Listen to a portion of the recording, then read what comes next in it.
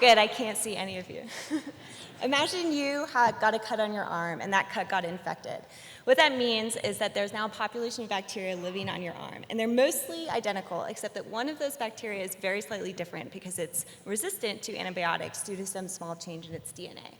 So if you treat that cut with some antibiotic, then you'll mostly kill everything if you take the whole dose for the whole time.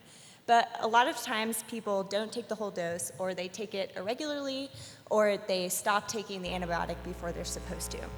And what that means is that you'll kill all of the bacteria except the bacteria that's very slightly resistant to the antibiotic that you're taking.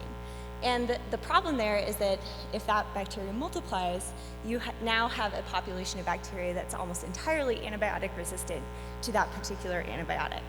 And if you do that multiple times with multiple different antibiotics, then you end up with a population that is extensively drug resistant.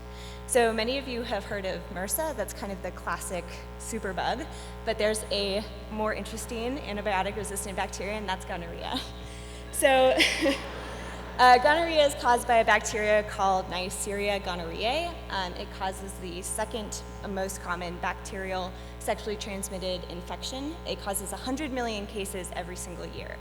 And it actually has a really interesting social history, and it's very old. So the first introduction, or the first mention of gonorrhea is in the New Testament, or the Old Testament, giving new meaning to the phrase, the burning bush. In the Middle Ages, people were contracting gonorrhea in Paris, in a district called Les Clapiers, which is probably how we got the nickname the Clap.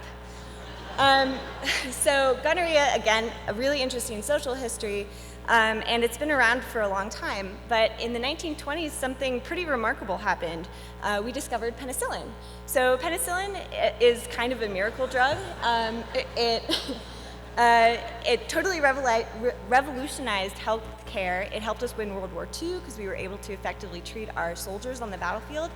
And it stopped people from doing really dumb things like putting mercury on their cuts. And it helped us treat a lot of sexually transmitted infections. But in 1946, which is only 18 years after penicillin was discovered, not only put into mass production, but discovered, we were already finding strains of gonorrhea that were resistant to penicillin. And by the 1970s, most strains of gonorrhea were resistant to penicillin. And by 2009, scientists were finding strains of gonorrhea that were resistant to almost every antibiotic we could throw at it. And today, in 2019, we're facing a future in which we can't treat gonorrhea at all with antibiotics. So with that, I will let that sink in for just a second and just apologize for ruining your night, possibly. But there is some good news. We're still discovering new antibiotics, and every time we discover a new drug, we're hopefully discovering an antibiotic that bacteria have not become resistant to yet. Unfortunately, the rate of antibiotic discovery has dropped off pretty rapidly since the 1980s, and the reason is because it's simply not profitable to spend a lot of time and money discovering drugs that are only useful for a few years.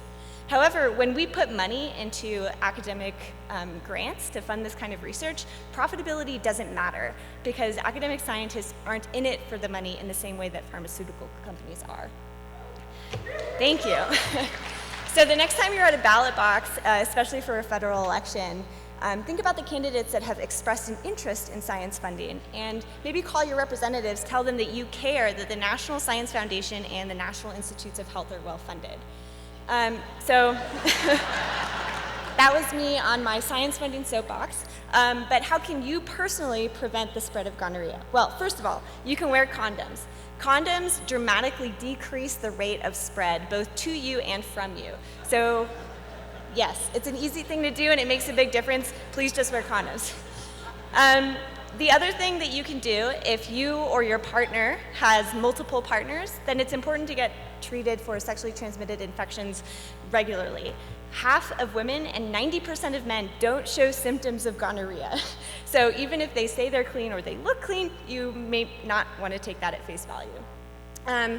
So with that, if there are 4 things that you take away from this talk, I want them to be: get tested, wear condoms, call your reps, and support science funding.